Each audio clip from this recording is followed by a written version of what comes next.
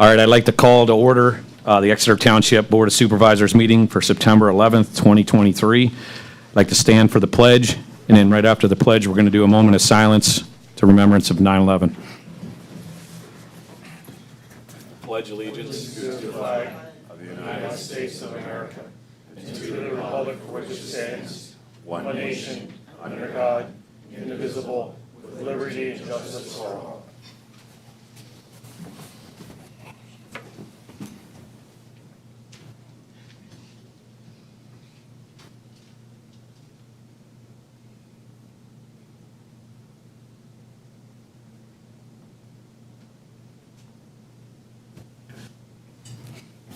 Thank you.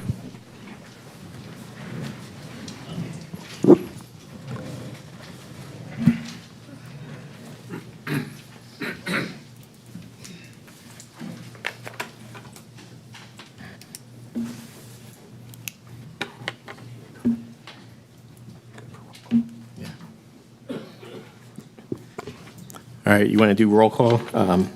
Supervisor Hughes? Here. Supervisor Kircher? Here. Vice Chair Bell? Here. Chairperson Vollmer? Here. Everyone is present. All right. Do we have any agenda amendments? Mr. Chairman, I do. Okay. The first amendment I'd like to add to the agenda is to discuss negotiations with RHM. We need to set a date for that before the next meeting so that we have a negotiation with them. That's the first item on the agenda I'd like to add. The other one is an item that was on the agenda but then was taken off, which is an RFP for solicitor. I'd like that replaced back on the agenda. It has to do with planning for the budget. So we should be discussing that item. Thank you.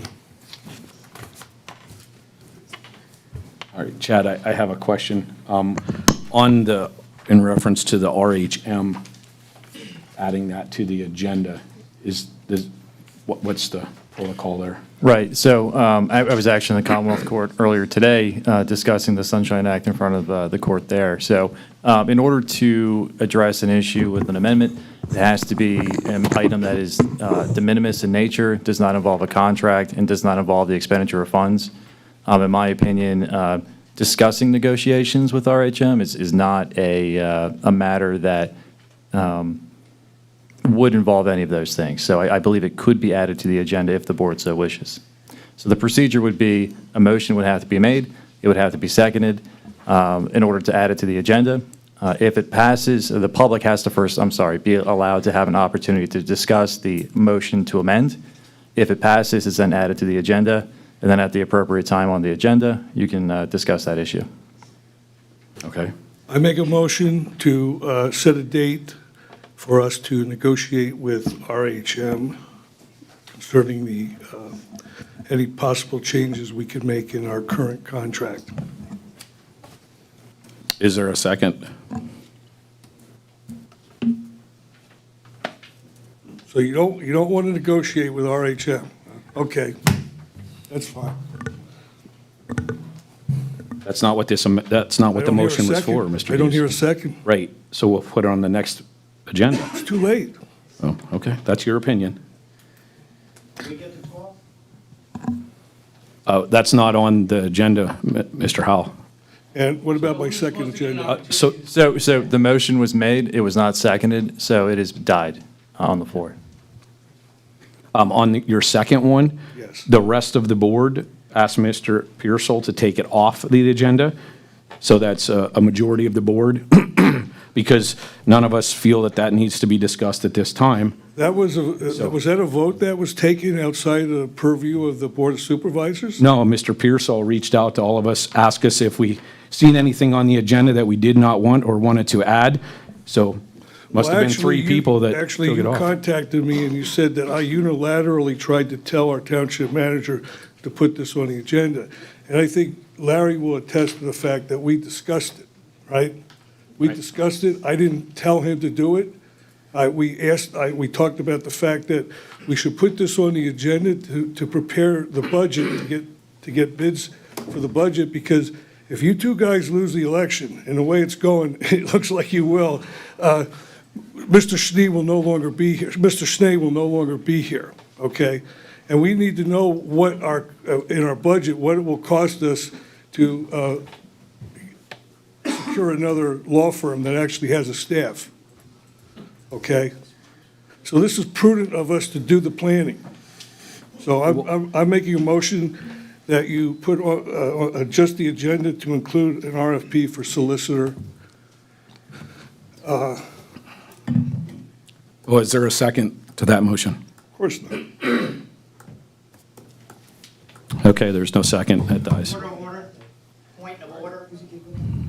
Because you discussed this and I didn't know you were going to discuss this, I'd like to put my name on agenda item. On agenda items or non-agenda items? On agenda item, because we didn't know about this. Well, it has not been added to the agenda. So there was a motion made, there was no second, the motion has died, so it is not an agenda It's item. relevant to the public because you're going to negotiate with RHM and we have a say in the matter. Well, if you're not already signed up for the non-agenda item comment, you're certainly more than welcome to. I'm signed up for the non, but Okay. what this is, as far as I'm concerned, it's right there, it says agenda amendments. And you discussed the amendments, and none of us knew what you were gonna talk about. It's a valid situation, I'll just put my name on Let's see that. if you want. That's fine, yeah. I'll put you on here. All right? Good job. All right.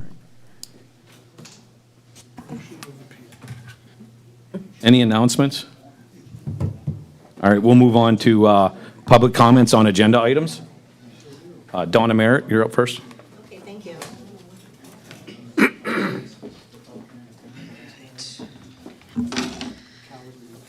Okay, second here. Oh, come on, phone. The service in here isn't all that great. Okay. All right, my name is Donna Merrick, Glenolly Farms, Exeter Township. I have some comments of my own. With regards to the solicitor's proposed resolution, I find it perplexing that the township supervisors would give up so much of their own authority and power to the solicitor if they agree to this resolution. And then it was my impression that a resolution is simply to reiterate the solicitor's duties. However, he goes over the top with his bloviated opinions of his own performance, not to mention the hypocrisy when he expresses his disdain for a certain supervisor's opinions of him in public, yet he does the same on this public document. I find that interesting. I also find it particularly egregious that Solicitor Schnee would ask for taxpayer money when any supervisor says a disparaging word against him. Who decides what is disparaging? And why hold the taxpayers hostage to this? Who would vote for a contract like that? If I was an elected township supervisor for a position there, I would never agree to any of the terms which I have just brought up. So also, I have permission from Deborah Jimsky to quote her comments on social media about this resolution. She says, the main issue with the resolution is that the manager is not authorized to direct, authorize, or require the work of the solicitor. I searched second-class citizen code of Exeter Township ordinances and found nothing.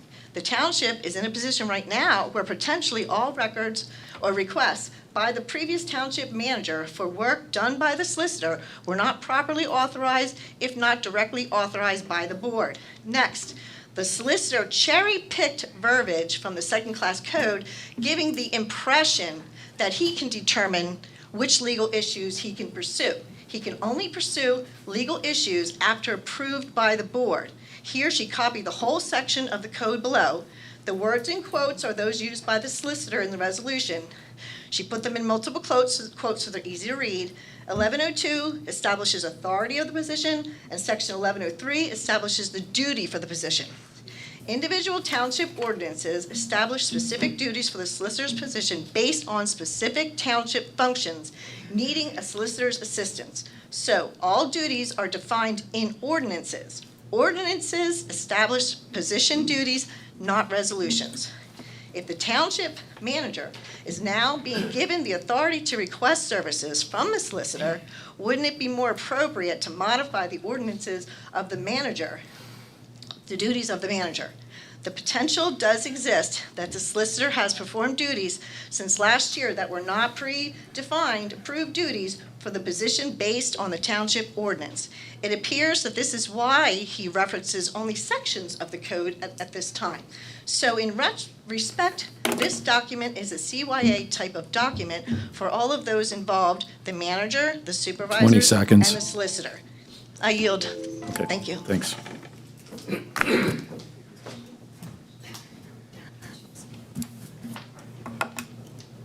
Vicky D'Arcangelo.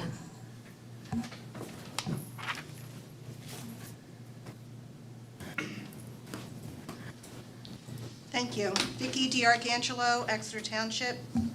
I am going to continue the quote from Deborah Jimsky. The resolution appointing the solicitor to the position in Exeter Township expires 12/31/2023. I thought everyone reading this should know this. An RFP for a new solicitor would need to be advertised soon. Why was a date selected prior to the newly elected supervisors taking office? There are no coincidences in this township. Section 1102, solicitor to have control of legal matters. The township solicitor shall direct and control the legal matters of the township. And no official or official body of the township, except as otherwise provided under law, shall employ an additional attorney without the assent or ratification of the Board of Supervisors. Section 1103, duties of solicitor. The township solicitor, when directed or requested so to do, shall prepare or approve any bonds, obligations, contracts, leases, conveyances, ordinances, and assurances to which the township may be a party. The township solicitor shall commence and prosecute all actions brought by the township for or on account of any of the estates, rights, trusts, privileges, claims, or demands, as well as defend the township or any township officer against all actions or suits brought against the township or township officer in which any of the estates, rights, privileges, trusts, ordinances, or accounts of the township may be brought in question before any court in this Commonwealth, and do every professional act incident to the office, which the township solicitor may be authorized or required to do by the Board of Supervisors or by any resolution. The township solicitor shall furnish the Board of Supervisors upon request with an opinion in writing upon any question of law. I also have a question on the resolution itself. One of the whereas, SNE Legal Services LLC has provided high-quality and cost-effective legal representation on behalf of the township that has saved the township taxpayers approximately $70,000 from what the township was billed in each of the last 2 years. I'd like to know where these figures came from. I'd like to know what the invoices are that support this whereas clause. Also, the board recognizes and is pleased with the outstanding legal services provided by SNE Legal Services LLC, especially in the face of unrelenting and unjustified disparagement and harassment from one member of the board on social media, in person, in private communications, and elsewhere. It may be a majority of the board, but I don't believe it is the whole board who recognizes it and is pleased with the, quote, outstanding legal services. Thank you. Thank you. Jack Pieho.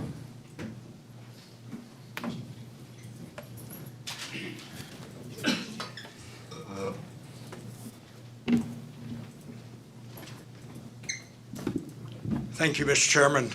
All of you should have my normal typed set of info.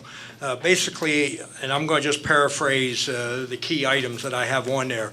First off, the treasurer's report. It's a hit and a miss. It's not included in the agenda packet again this month, and just why.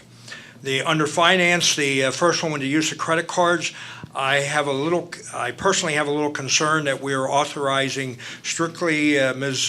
Kerper to be the primary point of contact, and I'm suggesting that should this not read that the position she holds or similar, and then who's the secondary contact. The way it reads, she is it.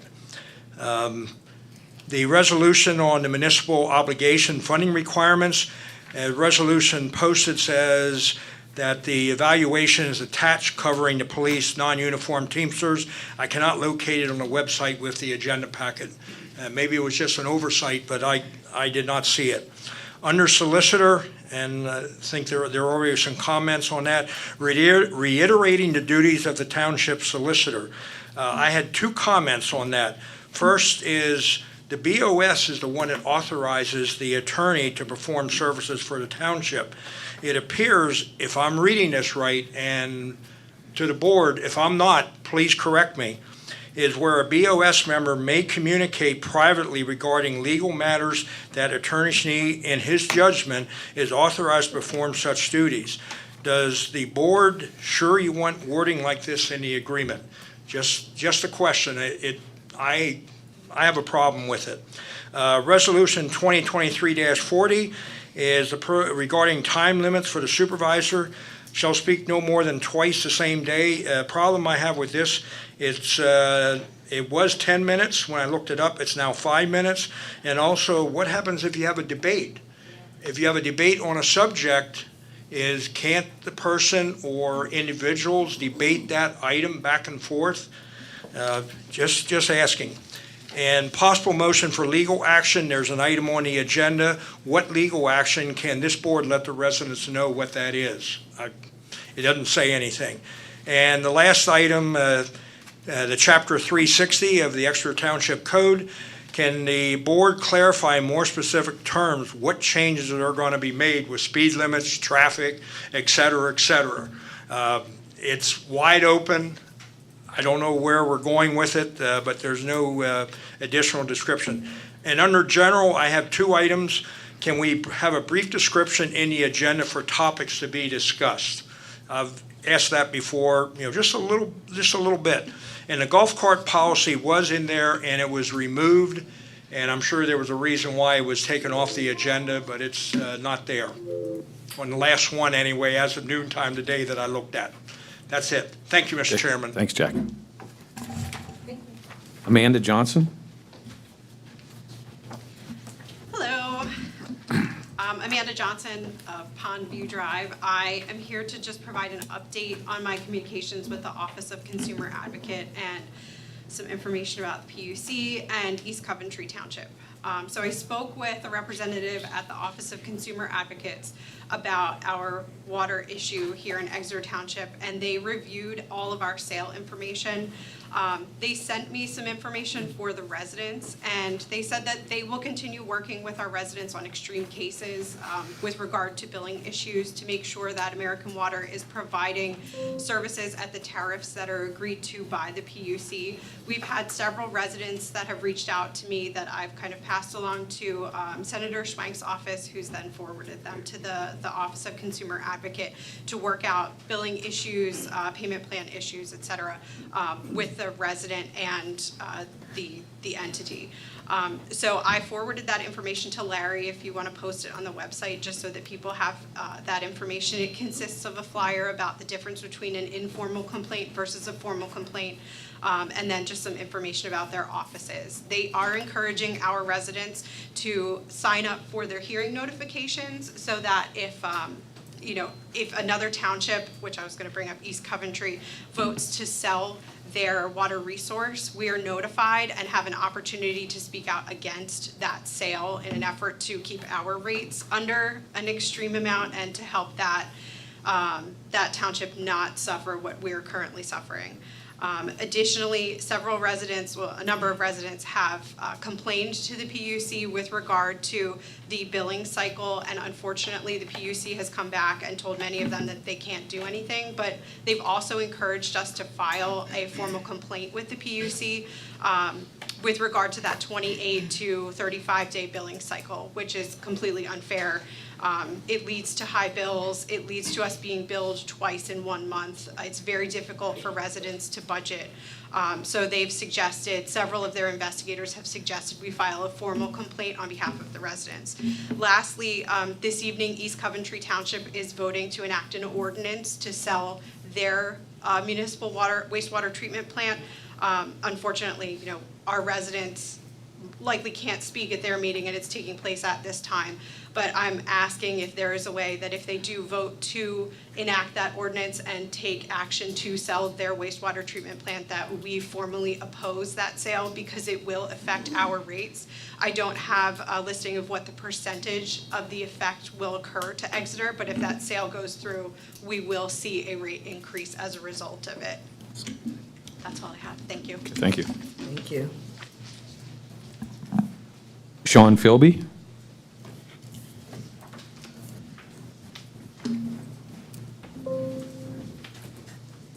Sean Philby, Owl's Nest Drive. I just wanted to say thank you to the township for the process that we've gone through with the planning commissioning and the zoning commission. They've been very fair, very professional, and very reasonable. And I just wanted to say thank you for that process. It's been pleasant to go through.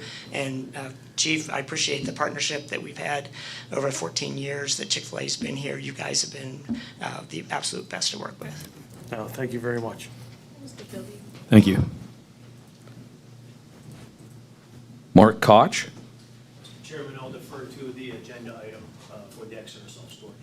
Okay, thank you. Jerry Gleff? Or Gelliff? Oh, sorry, Jerry. Thank you. Appreciate that. Jerry Gelliff, Farming Ridge. I'm just wondering if this is becoming a government by resolution. We seem to keep having resolution after resolution after resolution.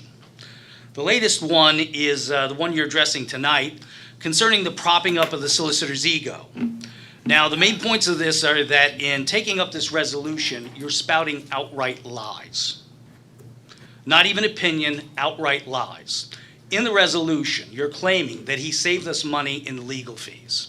Lie.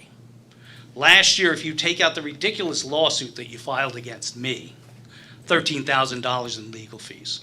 The stupid harassment reports, which revealed nothing but a personality conflict and should have been handled by HR, but was instead given by the solicitor to a buddy of his for $17,000, and the $7,000 forensic audit of computers given in secrecy to a sub-corporation of KMS, who employed our township manager at the time, which, by the way, was never authorized by this board, you'd have a reduction in legal fees of $37,000. That's $37,000 of trumped-up fees, money that needn't have been spent. That would bring our legal spending down to $153,000 last year, $153,000. You're going to tell me that paying him $180,000 this year in this ridiculous scheme that you've dreamed up to fund his new firm is less than $153,000? On what planet would this hold true? The resolution also states that all action and work is directed by the board or the manager. You're telling me that the board voted on the legal opinion that he wrote for George and Dave concerning the billboard that was bought to hawk their candidacies for supervisors by RHM. The board never authorized it. But a few weeks later, Dave Hughes asked for a legal opinion from the solicitor and was told he needed to make a motion and get it passed. Why did that apply to him but not to George and Dave Vollmer? Secondly, how much did that legal opinion cost us? The legal opinion that was for a political campaign and not township business. Thirdly, who wrote this resolution? Was it you, Dave Hughes? No. Was it you, Dave Vollmer? No. Was it you, George Bell? Never know, Jerry. Could have been. Was it you, Michelle? Not to my memory. Okay. So then we don't have a positive ID of who wrote it.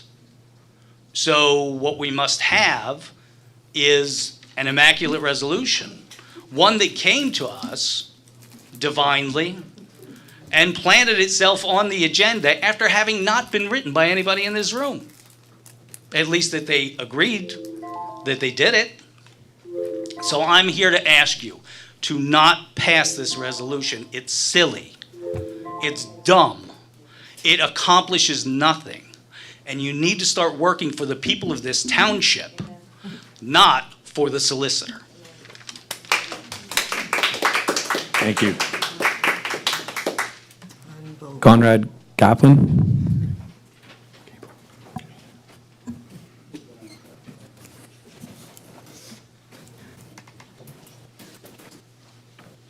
Conrad Capeland, Exeter Township. Speaking on the unnumbered resolution tonight. Speaking of the mic, please. Thank you. So I don't like the way that this is worded. I don't know who wrote it.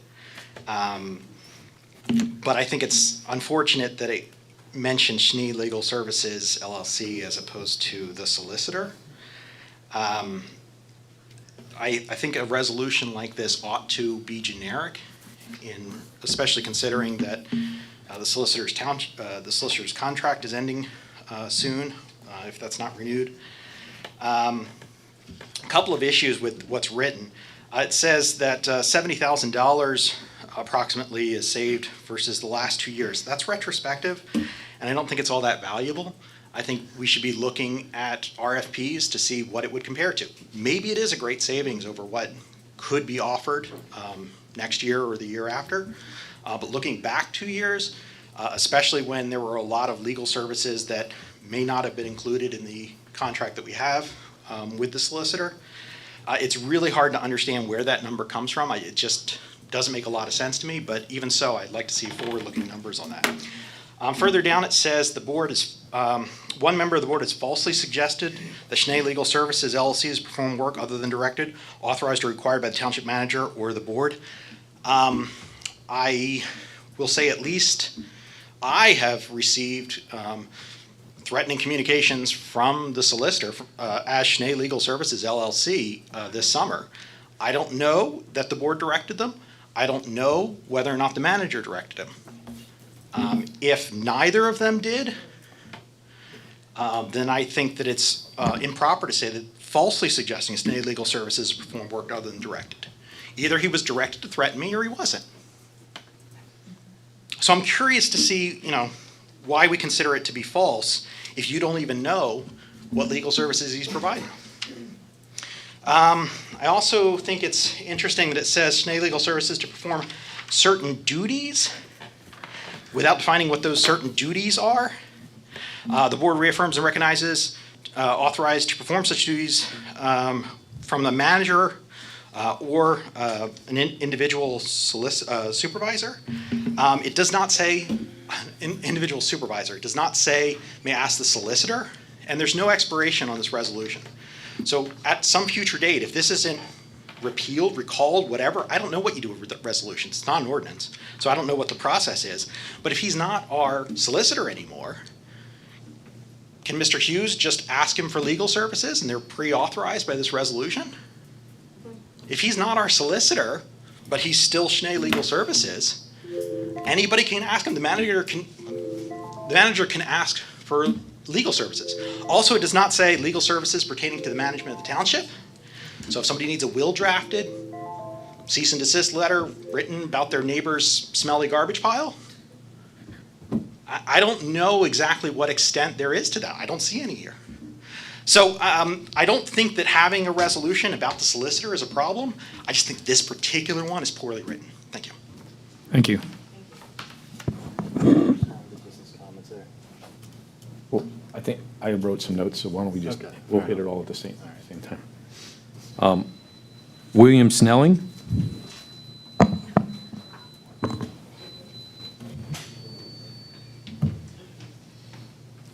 Good evening. Bill Snelling, 380 Northview Road. I apologize, my question is really boring, but for a discussion when this item comes up, will there be a fee for the online tax payments, and if so, what will that fee be? So as I was reading through it, it talked about online collection, electronic collection, but there was nothing that specified if there would be a fee for residents or if it would not be at cost. So that's my question. Thank you. Thank you. Mr. Howell.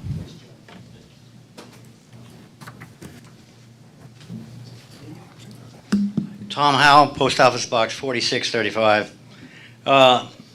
Mr. Hughes didn't state the window for negotiations. That has something to do with what happened. 2 weeks is a long time if we don't have a very big window to negotiate. The other situation is the history of the government and Reading Country Club. they don't have a very good record. The government wasted a lot of our money. I feel it's sad, and it's a lack of serving the public not to put that on the agenda for this evening. He's just asking for a date. Thank you. Thank you. That concludes public comment on agenda items. Move on to the next one here, board organization. We're going to have discussion and possible action for vacant BOS position. Just to give everybody a little background, last meeting, we had it set as today before the meeting to apply with a cover letter and a resume for the open BOS position. And we did receive some as of even this afternoon. I seen some emails come in at 5 o'clock. So this is just going to open this up to the other supervisors, because I think last time when myself and Mr. Gardella got on the board, Mr. Hughes suggested that they do an interview process. And I think that's a very good process. And I think we should have a public meeting on it. But I just want to hear the other board members, what their thoughts are and how they would like to proceed on doing this. Because we have a time frame, don't we, Solicitor? We do. It's 30 days from August 28th. Okay. So I guess I'll just open up the floor here to any supervisor who wants to talk and make a suggestion. Well, I suggest that they come back, we have a separate night for them, and the board may want to consider giving them certain questions to answer and see what their response would be. That's my suggestion. Okay. George, could I have the floor? Yeah. Okay. I would be fine with the interview process. My only two questions would be, are we going to literally interview everybody who applied? That's fine if that's, or are we going to have a different filter process? Or if everybody gets an interview, that's fine. And if we're going to have a separate meeting, which makes sense, I do believe, and it's going to be next week, I vote for Thursday evening. That's all I have. Mr. Hughes? No comments. Okay. Well, I guess hearing that, would Thursday night work for you, Michelle, next week? That's fine. Mr. Hughes, would Thursday work for you next week?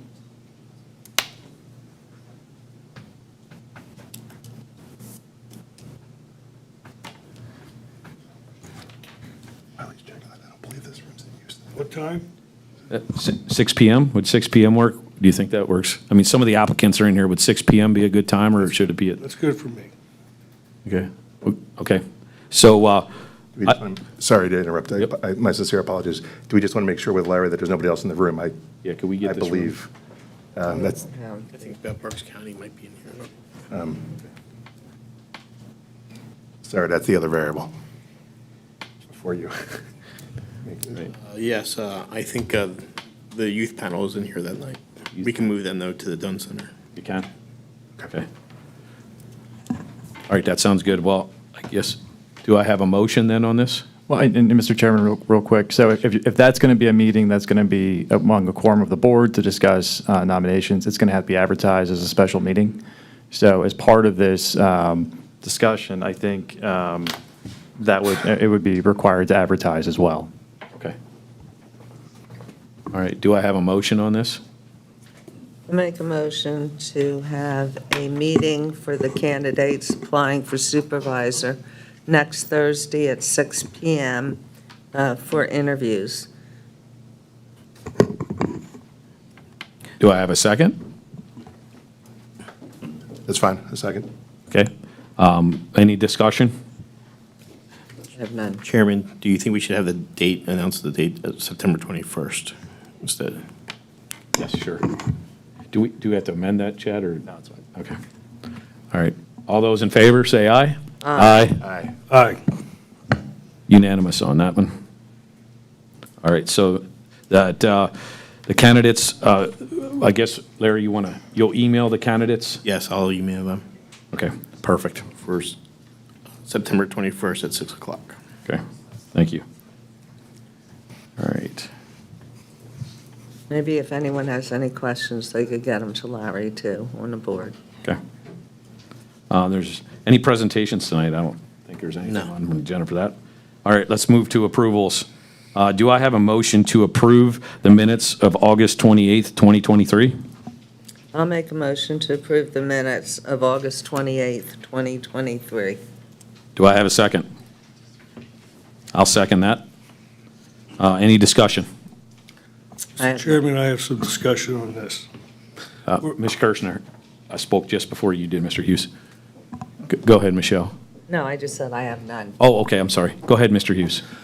We're paying someone $125 to do our minutes. I know I provided Larry with a artificial intelligence type of software that can do this for us.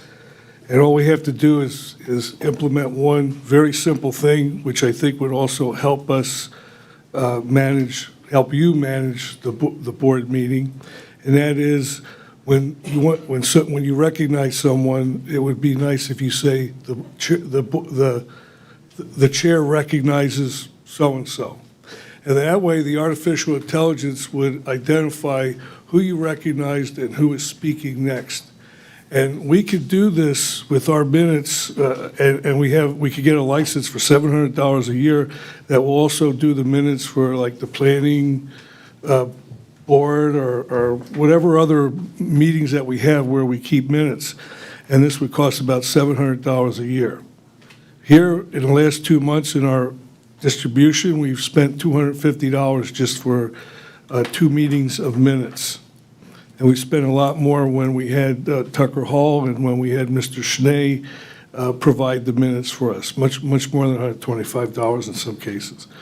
So that's part of the reason why I'm going to vote against this. And I just found out who this person is that's doing this. 724 and 83 provide the minutes at $125 apiece. So and she was hired by Betsy, and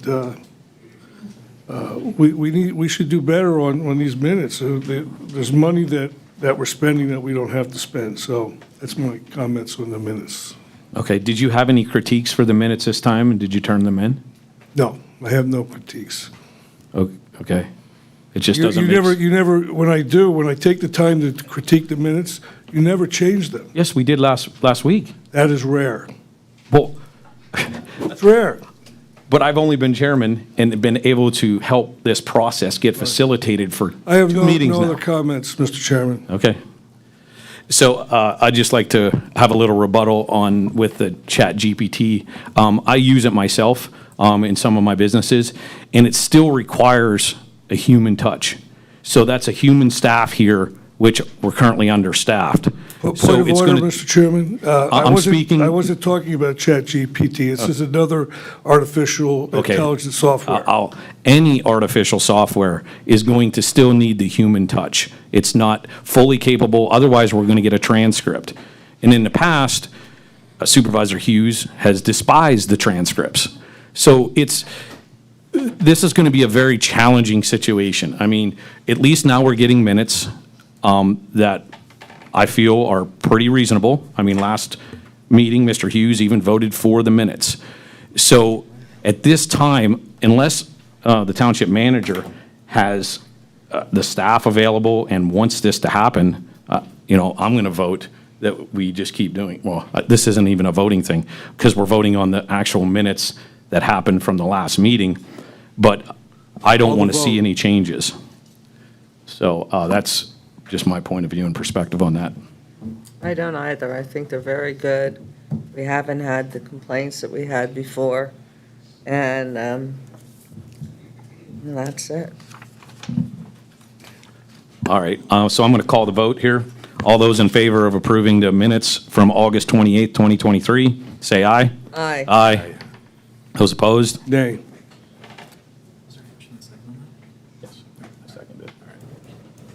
All right, we'll move on to the disbursements. Is there a motion to approve the disbursements for September 11th, 2023? I'll make that motion. I'll second. Okay, any discussion? Mr. Chairman, I have some discussion. Go ahead, Mr. Hughes. As part of my responsibilities that I haven't lost yet, it's to review what we spend in this township. And I just want to share with the public some of the things I looked at. Nothing terribly unusual.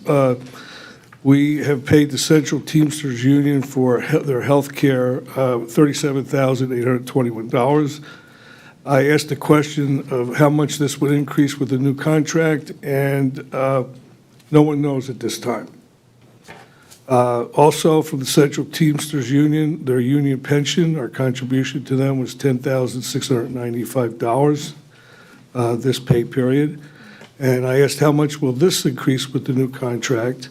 And I don't have a total number, but it will increase from $460 to $515 for full-time employees. But I also think the new contract that Mr. Vollmer negotiated includes seasonal workers in the pension program now. So is that added in, that's an additional cost, right, Larry? They're not full-time employees, but we will get them numbers on. But we are going to provide pensions for seasonal workers now, correct? It's one of the union requirements because their time is accounted for if we would hire them full-time. Okay. But that's a new thing, right? No, that's always been with Teamsters. For seasonal workers, a pension? Yes. But that increased as well, correct? Yes. Okay. Also, I looked at a repair of a street light. The good news is that we will get reimbursed for that. It's a street light that was hit on Dennis Drive, $5,643.26. 2 invoices for McCarthy Engineering working on Phase 3 of our beautiful Perkiomen project, $7,884.83 and $9,265. The only other one I'll mention is Doubletree. We have 9 invoices we paid from Doubletree for a total of $38,000. Thank you. Thank you. Anybody else? Hearing none, I'd like to call the vote. All those in favor of approving the disbursements for September 11th, 2023, say aye.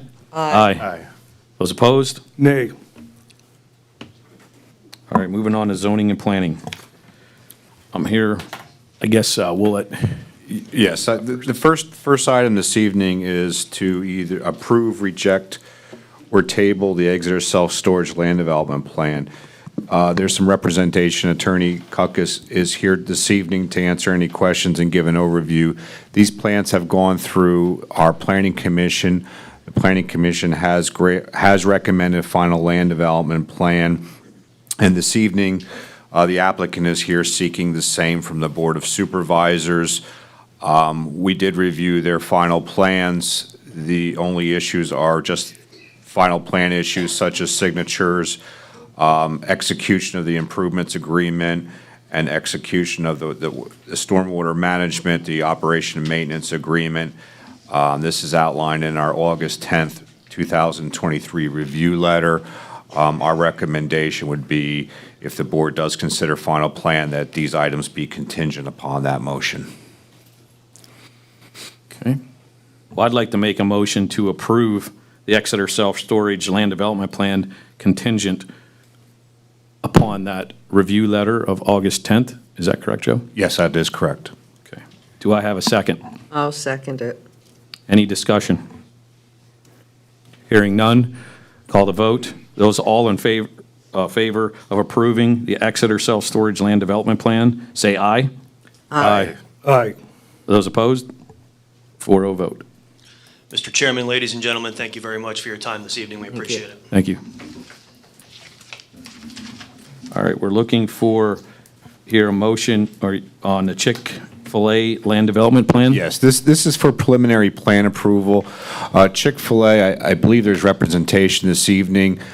They've submitted land development plans to the Planning Commission for an expansion of their existing drive-through facility to better facilitate and accommodate drive-through customers. I'll let Mr. Horton expand if the board chooses so.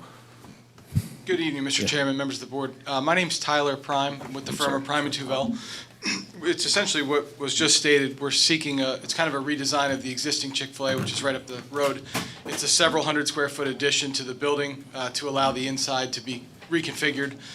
kitchen improvements, site upgrades, including a full dual-lane drive-through throughout the site. We did have slightly undersized drive aisles. We received a variance from your zoning hearing board. The plan has been presented to your planning commission to their satisfaction. They did recommend the preliminary approval, and that's what we're seeking tonight. We did have an engineering letter. I think it was August 15th. We have no issue with any items in the letter. We respectfully would request your approval tonight, a preliminary approval. Planning Commission had no other further comments. Everything that's outlined in the August 15th letter can be addressed, and they will be submitting final plans for action to be taken at our September Planning Commission meeting. Planning Commission and staff recommends the board to consider granting preliminary plan approval for the Chick-fil-A land development plan. Okay, do I have a motion? I make a motion to grant approval of the preliminary Chick-fil-A land development plan. Do I have a second? I'll second it. Any more discussion? Are we still considering it preliminary?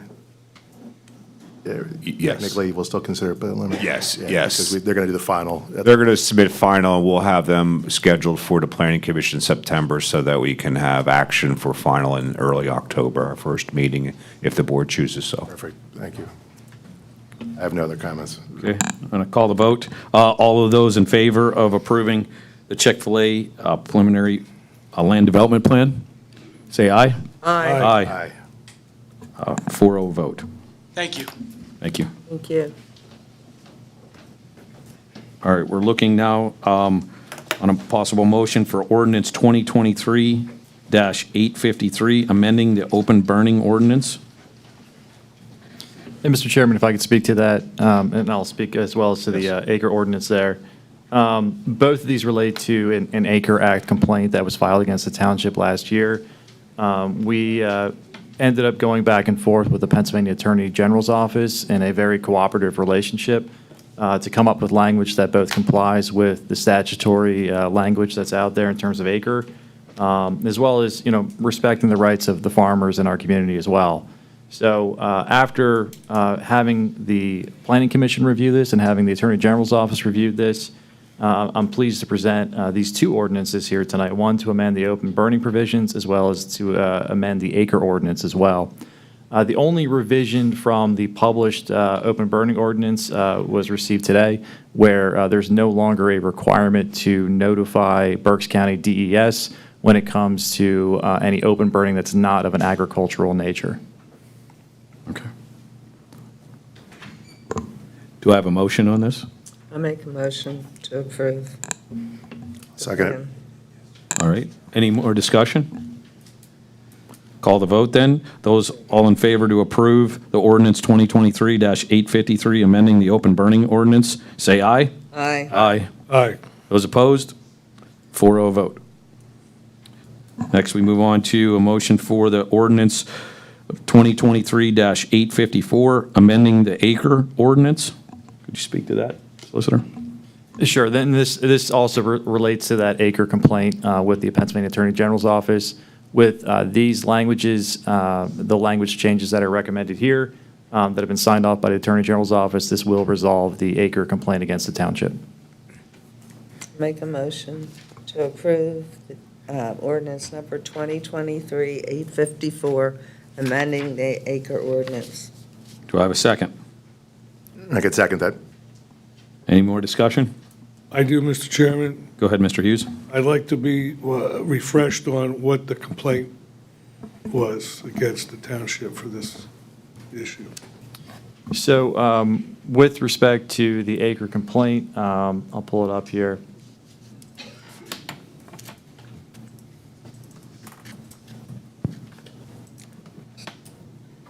So this relates to the definition of agricultural burning that's within the Right to Farm Act.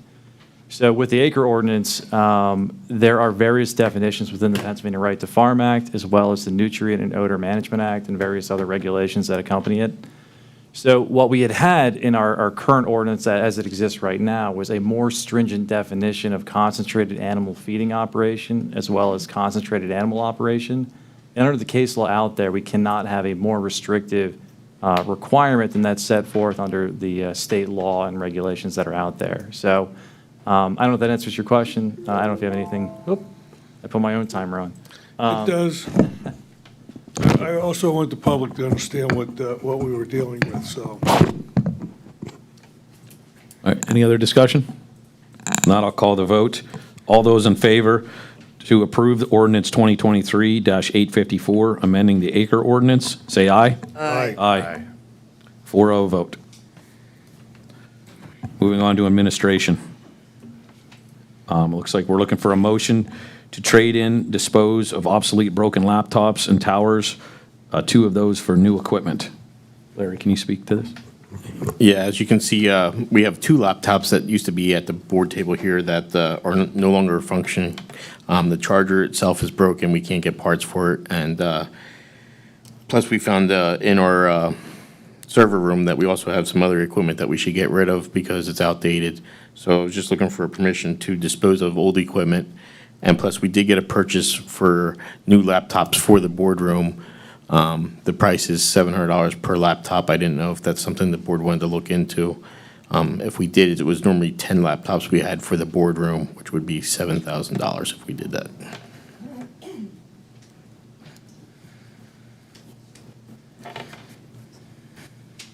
I guess, do we have, so, just so I'm understanding, Larry, so there's 2 different things here. One to get rid of the old equipment, and then one possibly to. Well, we were looking to trade in the equipment, the stuff like that, but as of Friday, when this was put on before Friday, as of Friday, the company didn't want our old stuff because it is too outdated. Okay. So that changes now. Couple of questions, Mr. Mr. Hughes. Chairman. Yeah, we're going to get rid of 6, and we're going to buy 2 for new, we're buying 2 new laptops or what? And, you know, I'd like to know what the price is going to be, and I guess this is a non-budgeted item, because I don't think we plan to have 6 obsolete broken laptops, did we? Right, yeah, we didn't plan on that at all, and like I said, there's 2 missing from the boardroom itself, plus we had other laptops that was used through the township. So what it was is, we were looking to at least get 2 to replace the board, the ones that are missing for the boardroom, but however, them laptops were also as dated as the ones that just broken, so I didn't know, I did get a price at $700 per laptop as of right now. So I didn't know if the board wanted to look into just replacing them 2, or the whole, all 10 that is used in the board. Well, you know, I have a personal concern about these laptops. We only use them when we come to the meeting. We don't need a fully effective, you know, laptop computer. We just need something that we can basically get the documents that we're going to discuss in these meetings. So I'm not sure we should buy a full computer like for $700 a piece. There must be some other type of equipment out there that would just give us a look at all the documents that we need, and not with the full computer power that a laptop would have. You want me to look into? $700. You want me to look into tablets for?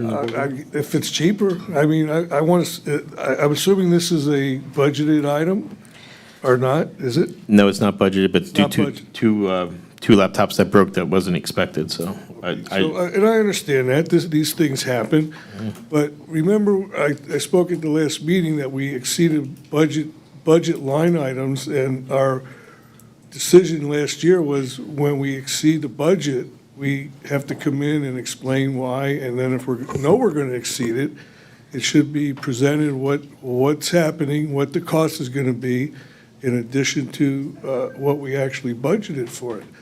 So I'm not opposed to this. I'd just like to have more information so that when we approve it, we know what we're spending, and the public knows what we're spending. I still work for the public. Right. Well, that's what I'm asking for, on which direction you want me to go for, because I can actually get more pricing, but I didn't want to just. Yeah, well, we need them. You're telling us you need those things, so, yeah, let's get some more information, and then at the next meeting, we can put it on the agenda and let you go do it. Well, what would the board like to see? Would they like to see the? I'm in agreement with Mr. Hughes. I mean, to spend $700 for a machine that we use twice a month, you know, if there's some way to have an electronic screen, just to have the documents loaded on it, I'm all for that. right. No sense wasting a lot of resources for that. Then I'll check into that info and I'll come back with 3 different prices for you guys. If that's good? Yeah. More discussion, Michelle or George, on this? My only concern with the tablet would be, there'd be no background. Right. That's my only comment. Michelle? Well, I think we do need new equipment, definitely. I'm seeing the way these have worked. Can I at least have the motion to dispose of the broken electronics? Sure. I'll make that motion to dispose of the obsolete and broken laptops and 2 towers. Yes. Do I have a second? Sure. All right, Chair recognizes Vice Chair for the second. Any more discussion? No. All those in favor, say aye. Aye. 4-0 vote. Okay. All right, Finance. I would like to make sure before the purchase that we see them, that we're happy with. Yeah, Larry's going to get us a bunch of I'll get information you for some the more next meeting. info. All right, moving on to Finance. Discuss and possible action of 2 $10 million CDs maturing on September 23rd of 2023. Would you like me to have the floor on this one? Yeah, if you have all the info, I do have some info for you, so. My only remark, did I get the floor? I'm sorry. Yes, you did. My only remark was from past. The next meeting is around the 25th, and I know they renew the 23rd, but we're too far out based on previous meetings to get rates locked this far out. So what my thought would be just do not auto-renew on the 23rd, and then we can have the crisp locked-in rates for the next meeting. Unless Larry's about to say he has a hold for 2 weeks on the rates, but that's never happened for me in the past. So I'm assuming that's not the case. No, what I have is the rates and terms are provided from First National Bank of PA as of today, which is a 3-month CD at 5.20%, or a 6-month for 5.3%, a 9-month for 5.25%, a 12-month for 5.2%. But that's as of today. So back to the point I was making, as long as we do not authorize auto-renewal into the existing duration that we have coming up on the 23rd, we can have the refreshed rates, and we can make a great decision as a board. That was just going to be my suggestion in this matter for today. I just had one question. How many days do they lock the rates? Because could this be something that we would discuss after the interviews? Would we be able to do that? Or would it have to come to a regular board meeting? I'm just asking that question. If you're asking, can it be heard at the special meeting? Yes. Yeah, it could. It could be. But how long are the rates good for? Does anybody know? Well, we can probably go back to the finance team to get the rates that we can lock in for that meeting. Okay. I bet that's close enough. But where I know we're too far out now. Yes. Okay. So we could do that. All right, so since there's no real action here, we just move on to the next item. We're looking to approve, reject, or table Resolution 2023-37, detailing the use of the credit cards for tax collector payments. One thing I'll say on it, there was a question earlier during the public comment about a fee associated with the credit cards. I believe this was discussed previously, and I think it's the same kind of usual customer service fee that you get in any kind of online credit card transaction. I don't have the exact number. I'm not the finance department, but I think it's like a 2.5% or something along those lines. Yeah, I believe it's whatever the rate that the finance company charges for processing the credit card. Yeah. That seems to be the normal way that they do it. And this is just another option to accept payments. There's no requirement for anyone to, submit their payments credit card wise, but people certainly can if they want the option of doing so, if the board passes this resolution. Okay. Mr. Chairman, Yes, Mr. Hughes. there was also a issue brought up by Mr. Pio, which I think is legitimate. We're proposing in this resolution to name a actual person to manage this, and I think it should be the title of the person, finance manager, finance director, someone of that level that manages this as a generic term, not as a specific person. Okay. I'll actually second that. I like that idea a lot better, just in case there's turnover. So may I ask, could we have a motion to that effect, and then we could go for second and Yes. probably pass it? So it sounded like it was Supervisor Hughes' suggestion, so perhaps, Oh, it was Mr. Pio's suggestion. right, but Mr. Pio is not yet a board member. There's an empty seat, though. So would you like to make that? I'll make a motion that we accept the resolution with a amendment, or a resolution adjustment to a generic name.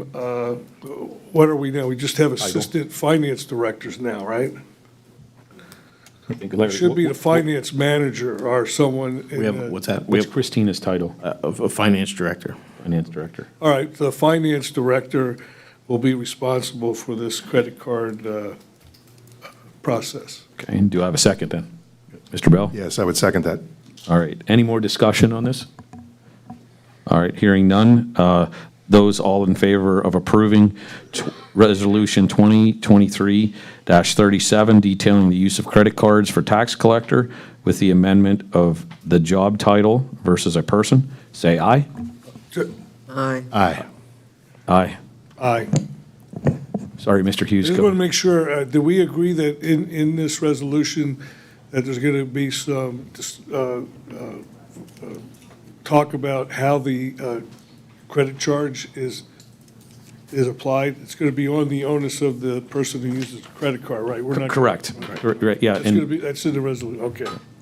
Thank you. is that clear? That's in the resolution? The language that's in the resolution is what's the language in the resolution, minus the removing the name of the individual and replacing with the director.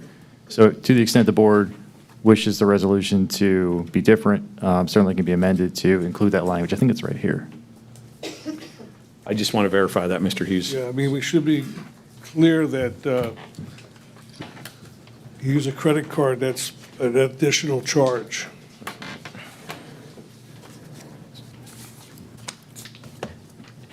Let me just pull it up here so I can look at it as well. Yeah, here we go.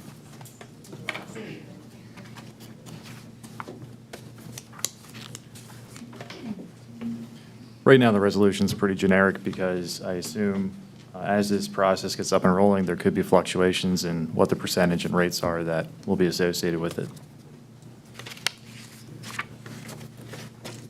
Right, I think we should, this is just my opinion here, and see what the other board members think, but I think it should say that the township should not be on the hook for any of the fees Well, we should associated. spell it out that the user of the credit card is also responsible for paying the credit card fee, so that would be added to their, Right, yeah. so how do we fix this? Well, you've got a past motion, so I would suggest that there would be a motion to recall that vote essentially, and then take a new vote with the amendment of including the director of finance as the individual rather than the person's name, as well as spelling out that it is the user that is choosing to do this, that would be responsible for any additional credit card fees. And I think you could make a motion saying what he said, and that would be appropriate. Okay. I'll make a motion to recall the current approved Resolution 2023 dash, I gotta get the agenda here. 37. Do I have a second? Second. Any discussion on it? All those in favor of the recall? Aye. Aye. All right, a 4-0 vote. Chairman, can we excuse Joe if he's not needed anymore? Sure. Go ahead, Joe. Sure, thanks. All right, do I have a motion to approve Resolution 2023-37, detailing the use of credit cards for the tax collector payments by amending to the finance director as the primary point of contact, and that is it the user? The user, yeah. The user would have to pay all applicable fees when applied. So moved. Do I have a second? I'll second that. All those in favor? Say aye. Aye. Aye. Move on here to consider, number 3 here, consider, am I on the right one here? Yep. All right, consider adopting Resolution 2023-38, recognizing the 2024 minimum municipal obligation funding requirements. Before making a motion, could I have the floor for one question, Chairman? Sure. Go ahead, Mr. Bell. Guessing it might be for you, Larry. Can I assume the numbers on the MMO calculation worksheet were provided by perhaps Siegel? Actually, I have a note here from the Finance Department on that. So we did complete the annual calculations for the MMO. These are required for 2024 contributions into the 3 pension funds, police, administration, and Teamsters. The calculations were reviewed for reasonableness by our actuary, Conrad Siegel. Siegel, okay. Yep, and the MMO amounts will be increased in the 2024 budget. Exeter Township receives pension state aid that offsets a significant part of these expenses. And what are the expenses going to be? That's something that Mr. Pio asked and something that I was going to ask as well. I don't want to pass a resolution and I don't know how much I'm obligating the taxpayers for. I mean, it's something we can't avoid, but I'd like to know what the amount is that will go into the budget. Is this in the PDF that's on the laptop, Larry? I'm not quite sure. I think so. Okay. Mr. Hughes, do you have that on your computer in front of you by chance?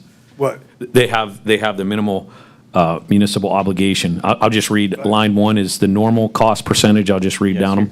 Here, I'll put it on the screen real quick. Okay, it's 21.4%. Administrative expense package, 3%. Total percentage, 24.4%. Estimated 2023 total gross W-2 payroll is $4,324,307. Then line 5 is annual cost, $1,055,131. Amortization contribution requirement, That's the $0. police pension, correct? Yes. Yes, So we're looking at 324,000. correct, as no, line 10. We're looking for the employees' pension fund of 145,715. And we're looking at the non-uniform, is that the Teamsters, non-uniform pension plan? Is that the Teamsters, Larry? Yes. Okay. It's the union pension. $38,240. Close to just under, what, $600,000? I'm just eyeballing it. But, Yes. okay, that's all I needed to know. Do I have a motion? All I wanted to make sure was that Siegel filled in that one calculation that I have no way of knowing the unfunded liability. So armed with that, I will make the motion to adopt Resolution 2023-38, recognizing the 2024 minimum municipal obligation funding requirements for the police and non-uniform pensions. And regular employees. And regular employees, excuse me. Do I have a second? I'll second that. Any more discussion? It comes up to $608,000. 608,000, okay. Any more discussion? I have none. All those in favor of approving the Resolution 2023-38, recognizing the 2024 minimum municipal obligation funding requirements, say aye. Aye. Aye. Opposed? 4-0 vote. Now we're looking for a motion to approve a transfer in the amount of $9,923.85 from the RCC Events Fund 20 to the RCC Clubhouse Fund 10 for Exeter share of revenue for the RCC events. I can make that motion, sorry. Is there a second? I'll second it. Any discussion? Hearing none, I call the vote. All those in favor of approving the transfer, say aye. Aye. Aye. 4-0 vote. All right, moving on to the solicitor. Here, we're looking for approval, reject, or table Resolution 2023-39, reiterating the duties of the township solicitor. Do we have a motion or discussion? I'll make a motion to approve Resolution 2023-39, reiterating the duties of the township solicitor. Is there a second? I'll second that. All right, discussion. Mr. Chairman, Mr. Chairman, Mr. Schnee spoke first. Go ahead, Mr. Schnee. I want to hear what he has to say, because it may add value to what you're going to say, Mr. Hughes. I just wanted to know, Mr. Chairman, and I'll be brief, that there was some discussion here about the manager. In our code of ordinances currently, the manager is under section 61-6 subsection A, the chief administrative officer of the township, and is responsible for the proper and efficient administration of the affairs of the township, as well as the general management of all township affairs, not expressly imposed or conferred by statute or ordinance on other township employees or officers. So currently, the way this works is that if the manager is requesting legal services to be provided on behalf of the township, the current ordinance that's already in place authorizes the manager to do so. There were some discussions about communications with respect to individual supervisors.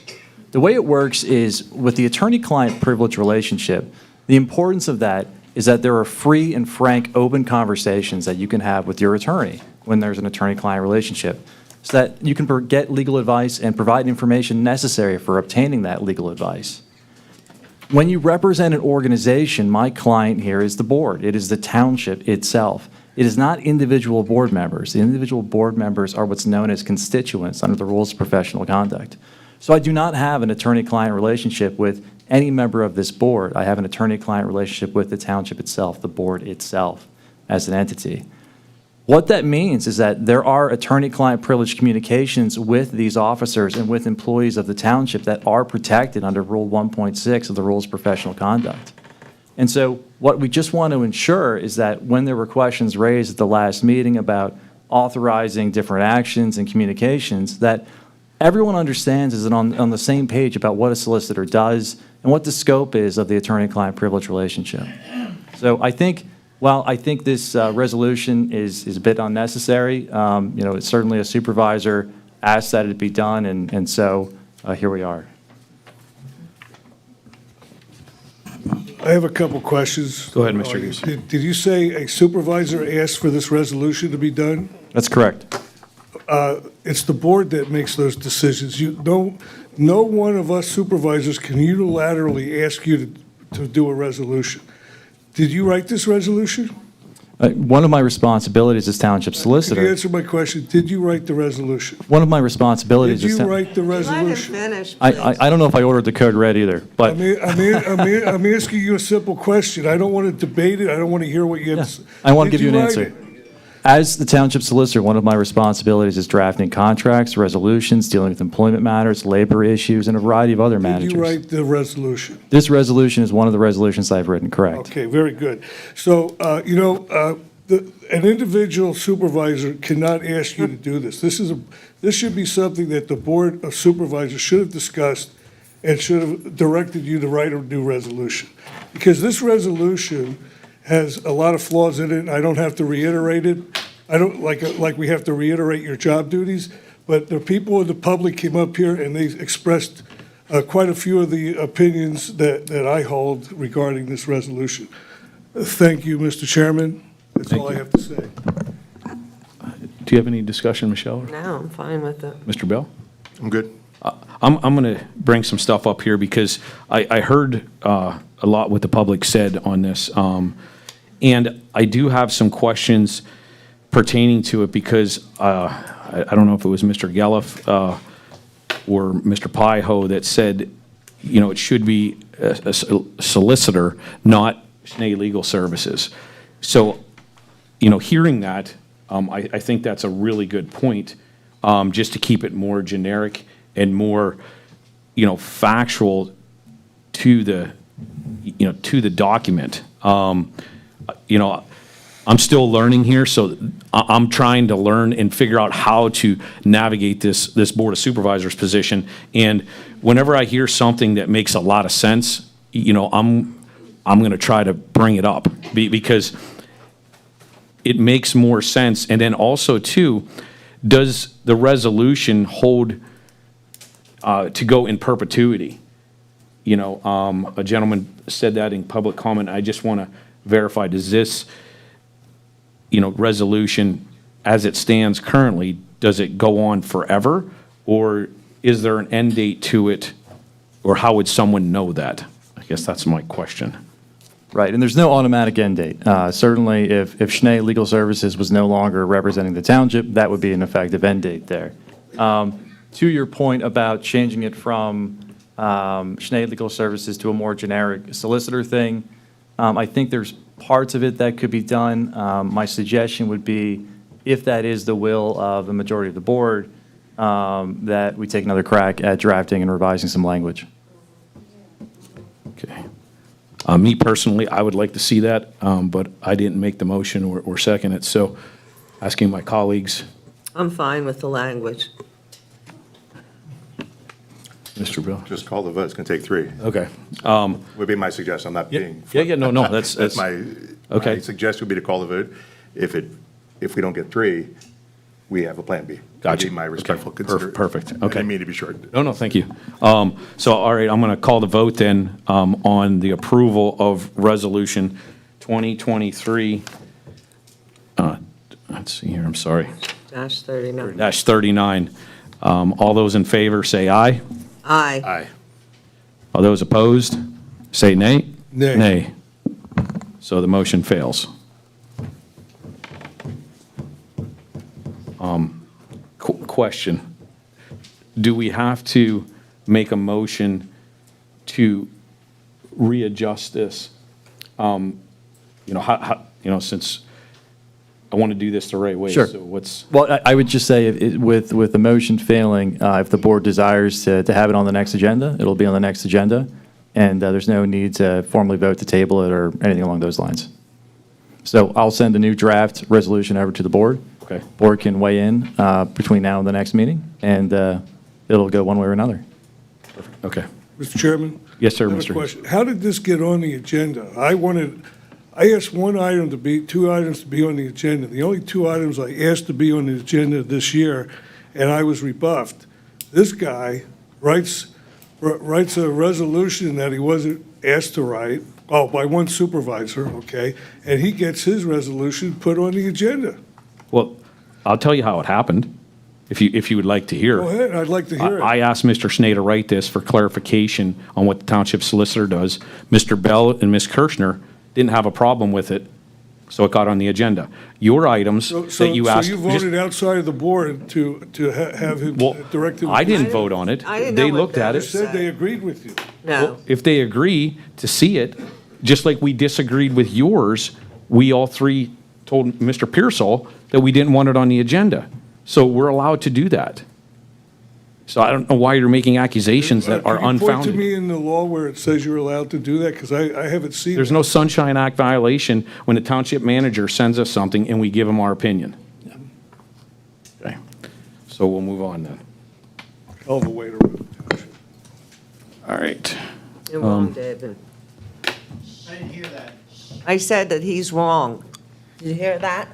All right, we're going to move on to number 2 under the solicitor, Resolution 2023-40, authorizing the advertisement of the proposed ordinance amendments regarding the time limits for supervisors' comments.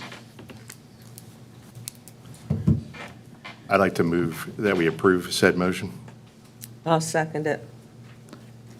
Any discussion? Discussion, Mr. Chairman. Go ahead, Mr. Hughes. And who approved this resolution and who wrote this resolution? I'd like to know that. And I also have comments. How often, when we debate an agenda do we all go 10 minutes or longer? The only fellow that did that resigned from the board recently. He would go on and on and on. Most times, when we're discussing an agenda item, and you can take examples tonight, we go a couple, no more than 5 minutes most of the time, but we could go for 10 minutes depending on what the agenda item is. So why are we whittling this down to 5 minutes? I'd like to know the logic behind changing it from 10, which is recommended or suggested in Robert's Rules of Order, 10 minutes. Why 5 minutes? What's the big deal? So a couple questions there. I'll give you my opinion on that. I'd like to see it a little tighter. We can always vote to make it longer, and these meetings are going still really long, and it's a good way just to try to get us as supervisors to get to the point and not keep going on and on and on. But we can always extend it. You know, there's no problem there. It's still in the ordinance that we can do that, but this is a way to facilitate and move these meetings forward longer, because we have people that want to do non-agenda comments, and they're here till 10 o'clock at night. And I don't want to see that, and I want to run, as the chairman, I want to run these meetings effectively and get things done and not get into big arguments, long-lasting. I know that part of that problem is gone, but I want to make sure going forward that we can run these meetings effectively and efficiently. That's my opinion. With this decision, what you do is, you get a block of 3 supervisors who vote not to extend the discussion. When one supervisor has additional comments or concerns, you can stop that one supervisor right in his tracks, or her tracks. You know, this isn't just for the 4 of us and the new supervisor that will come. This is something going forward. You're going to limit debate on agenda items. And you're going to, and the block voters are going to be able to control that. That's all I have to say. Okay, thank you. Any more discussion? Yeah. All right, hearing none, we'll call the vote then on approving Resolution 2023-40, authorizing the advertisement of the proposed ordinance amendments regarding the time limits for supervisors' comments. All those in favor, say aye. Aye. Aye. Those opposed? Nay. 3-1 vote. Nothing changes. Number 3, we're looking for a motion to advertise the proposed ordinance set forth procedures, fees for intermunicipal liquor transfer applications. And Mr. Chairman, this is related to the intermunicipal liquor license transfer hearing that we had a few weeks ago. In that hearing, it cost the township approximately $1,400 in terms of getting the transcript of that hearing. And so we want to make sure that that fee is put on to the applicant moving forward. The ordinance language has not yet been drafted. This is just a motion to authorize advertising. Okay, I have a question. Is there any other things that we have to have these type of hearings for that could also be wrapped up into this ordinance? So we'd have to just make one of these as a general statement, basically, for any type of hearing? There's a possibility. So for example, map changes, zoning map changes, we have to have a public hearing for those. That would be another area potentially where we would put that cost onto the applicant. But so there are other things that we can look at. Like I said, the language is not drafted yet for the ordinance. So this motion would be to authorize the advertisement of a to-be-drafted ordinance. And could such motion, or should such motion say any other applicable hearings? That'd be appropriate. Okay. Do I have a motion then? I'll make that motion. Did it include the other applicable hearings? Yes. Okay. All right, I'll second that. Any discussion on this? Hearing none, I'd like to call the vote. Those all in favor to approve to a motion to advertise the proposed ordinance set forth for procedures and fees for the intermunicipal liquor license transfer applications and any other hearing matters. Say aye. Aye. Aye. Those opposed, 4-0 vote. Number 4 here, a possible motion for legal action. Counselor, could you explain this? Sure. So we had a discussion a little bit earlier here about the attorney-client privilege and how that protects communications between an attorney and a client, as well as allowing for candid communications with employees and township officers. we had a recent right-to-know law appeal where Mr. Hughes requested a taxpayer expense, an email that he already had in his possession. The Office of Open Records issued a final order dismissing his appeal. Notwithstanding that dismissal, Mr. Hughes falsely claimed on his Facebook page and website that the Office of Open Records held that the attorney-client privilege did not apply. The Office of Open Records did no such thing. In response to an inquiry and a right-to-know law request filed with the Office of Open Records, the Office of Open Records has stated that no records stating that Mr. Hughes could share the record at issue in Hughes versus Exeter Township 2023-1854 exist.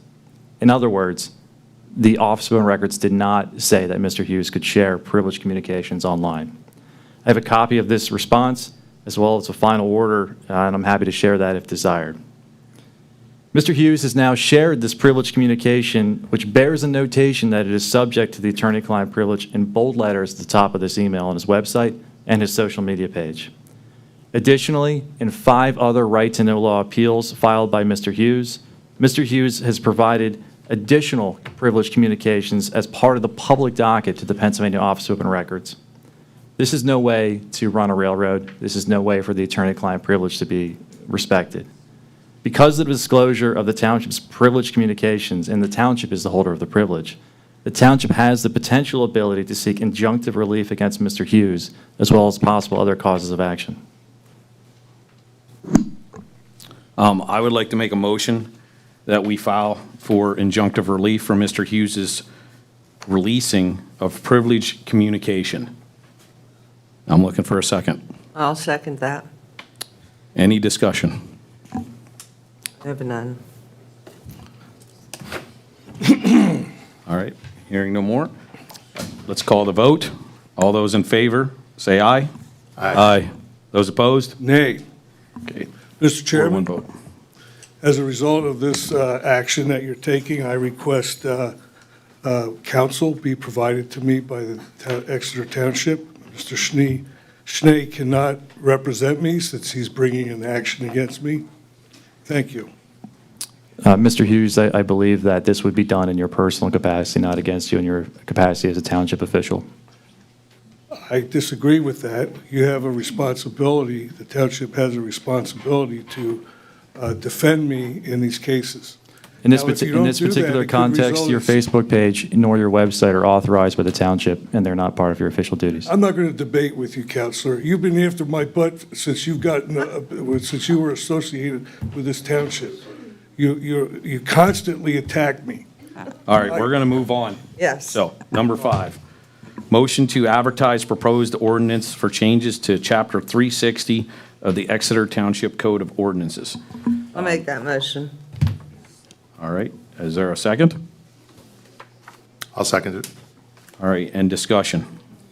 Mr. Chairman, just very briefly, this is a whole slate of ordinance, or different changes to snow emergency routes, to speed limits, and parking and other changes. So the ordinance has not yet been drafted, so there are quite a few changes that are going to be recommended here. Again, this is just a motion to advertise. Okay, so all of, because I heard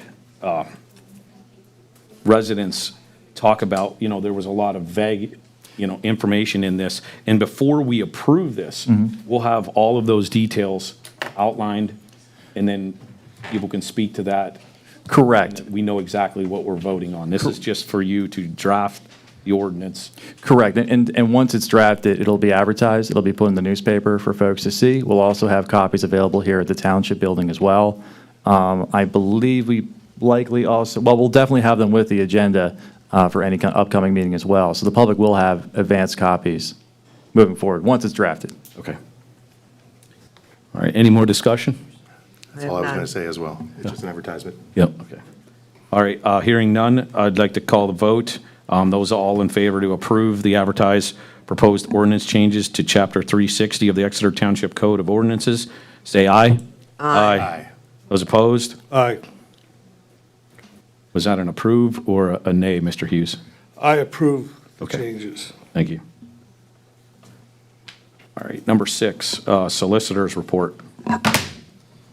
So we have a variety of other things happening here. So we have a good number of right-to-know law appeals and requests coming in here. Just by comparison, if you look at right-to-know law requests from last year, in January, we had 11, February 16, in April, we only had 8.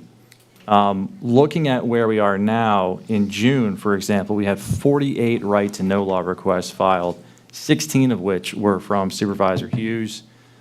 In the month of July, we had 55 right-to-know law requests submitted.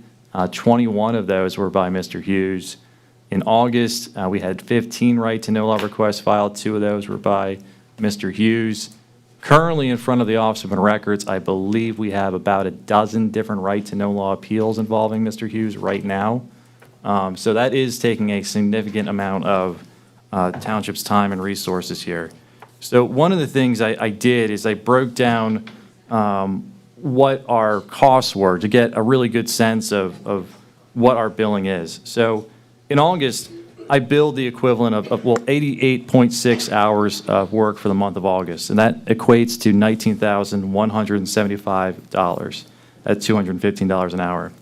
Of that amount, about 25% of that was devoted solely to Mr. Hughes's right-to-know law litigation against the township, communications with Supervisor Hughes, other litigation filed by Mr. Hughes against the township, and just other issues related to Mr. Hughes.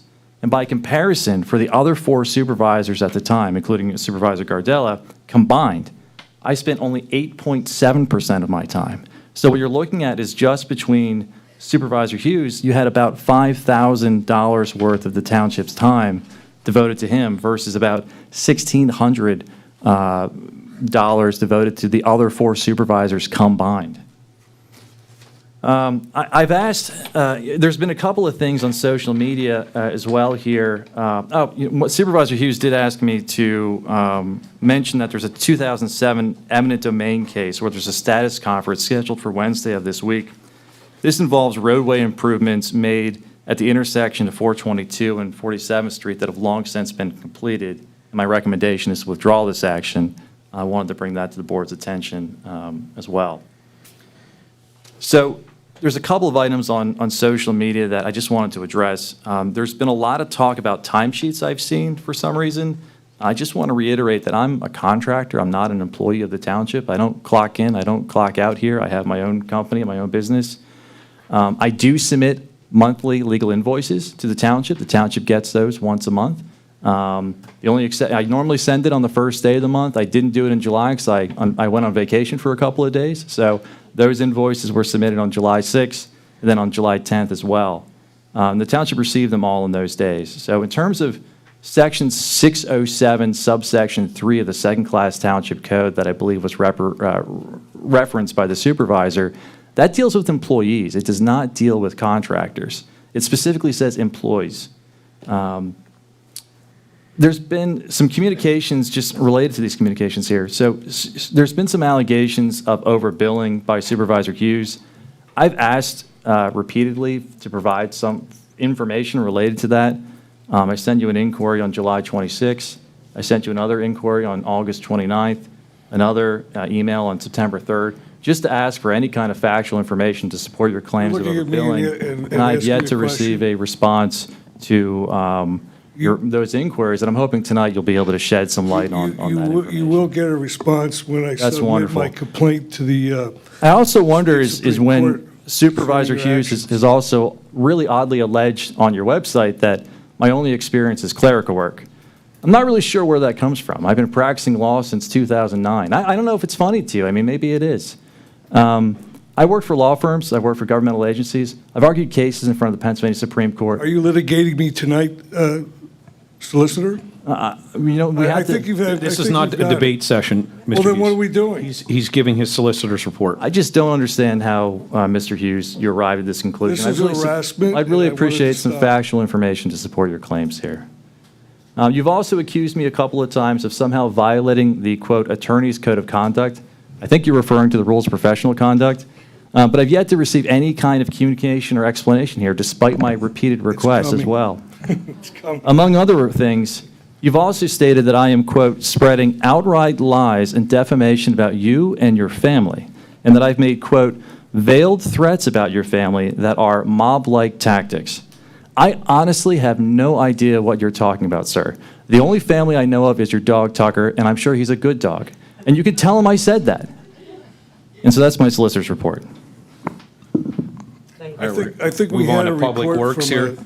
No, I don't get the report. Okay. Insurance claim update for the K-9 Charger. Yes, so 2 weeks ago, we had our 2014 Dodge Charger, which is also a K-9 car, in an accident that is a total loss. The insurance company was out to take a look at it. They gave us a price of $12,500 and some change for the township after we take out all the equipment. So I just wanted to give you that update on that. Okay. Thank you. Anything for Parks and Rec? Not at this time. All right, Chief? Hi, good evening. I wanted to just touch on 9/11. Today is a day of remembrance. This happened 22 years ago, and I was working that day, and there were several officers in the department that were working that day. And our country was under attack, and it was something that there's several officers we have here that were in diapers. So to see the township do a moment of silence tonight, I appreciate that. I know the Reformation Church did yesterday did a big, they had a big event for first responders for the community, and the school had something today, and something that it's great to see that our country and our community is never forgetting something that big. So thank you for that. Harry Truman said America was built on, built on fear. America was built on courage and dedication. And that's what our police department is in Exeter. We are about courage, responding to the moment, and dedication. So something I want to give the communities how I feel. There's obviously, we're all aware about the convict from Chester County, the escapee, something that is being brought up. It's big in the news today. And I want you to know that the police department is monitoring that. We're aware of the situation. We're taking measures.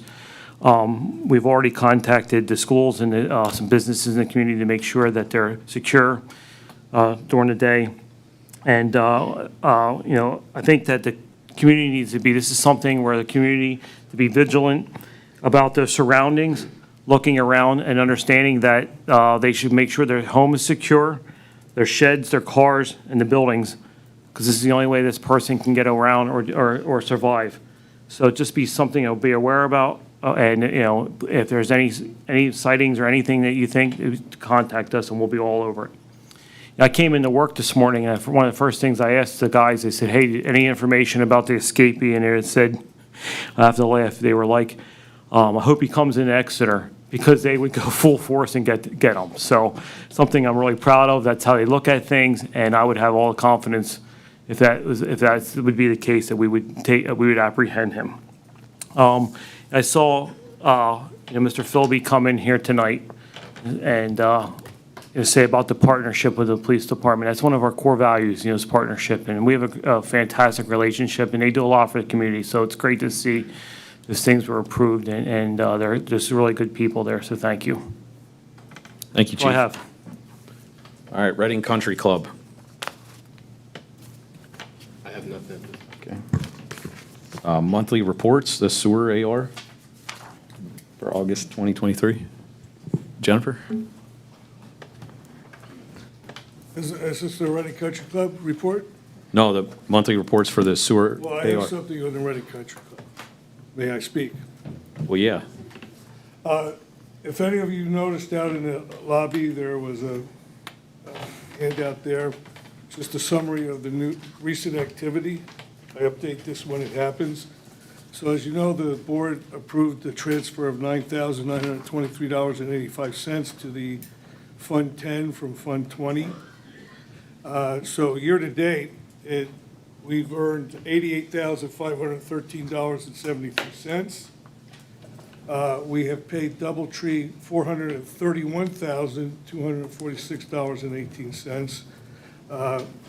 We needed to set a date to renegotiate the contract, which, as everyone knows, the board has decided not to do that. That means we will continue with these, I guess, agreements. Mr. Bell and Mr. Vollmer cannot negotiate with RHM. They violated the Ethics Act by taking more than $1,000 of donations during their campaign. Submit the case, primary. Hughes. Stop bloviating. Mr. Vollmer, please have the floor. Or not? Yeah, but you should be stating facts, not conjecture, It is a Mr. fact. Hughes. It It And is, you disparaged my name, so I'm going to speak because we have a rule against that. You received it's in your campaign finance report. No kidding. You said it was illegal done. It's against the Ethics Commission Press to it. accept. In fact, Press he it. did a legal opinion. He said as long as it's not over $600. Press it. You're fine. Press it. Good. Now, let's move on, Mr. Hughes. it's my report, please. Okay. It's not your report. No, it's not your report. This is Reading Country Club. So speak to this Reading Country Club only. So what we're doing is we're going to continue with this program. My hope was that I would be allowed to negotiate with them certain items that need to be changed. We give them the complete use of our facility. They often do not charge for the room. It's our building. We should get 100% of the revenue from that. But what happens is often they do not charge, and when they do charge, they get 75 to 85% of the revenue. That's because that's what the contract states, Mr. Hughes. That's what I'm saying. We need to renegotiate it. Yes. But we're not now. You guys have We're going to put that decided. on the agenda for the next meeting, Mr. Hughes. It's too late. It's never too late, Mr. Hughes. Got to be optimistic, not Thank you, pessimistic. Mr. Chairman. All right. Jennifer, monthly report for the sewer ARs, please. Good evening. So this is, again, just a report capturing the funds that we've taken in from Portnoy's collection efforts, along with our payment plans and any other funds that have been collected. So it's just to let you know where we are. Thank you. Thanks. Thank you. All right, manager's report. Okay, so on here, I was requested to have this on every agenda, the discussion of the firehouse. I didn't know if the chair or vice chair had anything to say about the firehouse at this time. I didn't, but go ahead, George. I was just going to say, and thank you for coming this evening. I know that we just got the meeting set up, essentially, so would you have an update? I don't believe we have an update for this evening to share with this group. It's so preliminary, right? Would you agree? Yeah. Right. Yeah. Well, I would invite that comment. I know you're attending the please do, meetings Chris. on our behalf. I know the meetings just got scheduled now, but I'd welcome that comment from you. So it'd cede my time to. Yeah, so as you know, Chris Jordan, Deputy Fire Chief, Exeter Township Volunteer Fire Department. As you know, we made a presentation to the Board of Supervisors back in 2012 regarding the new fire station. And recently, through over the years, we've had many conversations with many township supervisors about the new fire station. This year, the board has requested that the fire station be put back on the agenda. We did have a meeting with KCBA actually this evening. Some of my other colleagues had that meeting to start the dialogue again, because they are the company that originally compiled the data for the location and also some of the other monetary information needed for the new building. So that was the preliminary meeting, just to rehash some old information that we brought up with the new building. So that meeting happened tonight. We can share any information with all the board or with Larry, however you may want to proceed, that came out of that meeting. And we look forward to working with everybody to get the project rolling. Great. Cool, thank you. Thank you very much. Thanks. And you can just give it to Larry and he can distribute. He could, Yeah, we could. you Yeah, could give just- it to Larry and he can distribute to all of us. Yeah, so Larry, we'll let you know Good. what came out of the meeting tonight. We'll pass along any dialogue, and you can disseminate that to the board. Sounds good, thank you. Thanks. Thank you. All right, the PUC, Larry? So I received a letter from PUC. Basically, the outline of the letter says, The PUC received our correspondence on behalf of the residents of Exeter Township regarding a recent rate increase, but was unable to process the request as more information was needed. The rate increase was approved by the PUC on December 8th of 2022. This PUC letter explained the rate-making process. One of the things is the formal rate-making process is overseen by the administrative law judge. ALJ issues the recommendations to the PUC, and the PUC Board of Commissioners will issue a final decision. The final decision presented by the PUC carries the weight of the law. If the residents would like to complete a complaint, the form can be found on the PUC's website or call 1-800-692-7380. And I did put this is also going to be on the website, but I also did put at the table there where the agendas are, is basically the regulation and the rules of the rate-making process through the PUC. So if everybody would get one of them, just so they would have an understanding, but it will also be on the website tomorrow. Larry, would you entertain a quick question there? Sure. I know when the rate increase happened, we filed a objection to the rate increase itself. Okay. So it was brought up about the 28 to 32 day cycle. I wonder if we could discuss such a similar response maybe on our next agenda. Okay. That we could craft and see if the will of the board would be to offer a similar appeal to that practice. Okay. That was a suggestion by our resident. Okay. Is that fair to put it on the agenda? Yes. So, that's all I have. All right. Budget update, Larry? All right, so the budget update is the 2024 budget process is underway. KMS has been meeting and planning with finance staff and township manager. They have begun a review of the general fund performing year to date. Their primary 2023 projected estimates that the revenue will outperform the budget by about $800,000. At a high level, expenses appear to align with the 2023 budget. Overall expenses may be slightly over budget by year end, depending on performance for the remainder of the year. KMS has been developing budget materials and templates for the finance staff. Meetings with the department heads will begin the week of September 18th.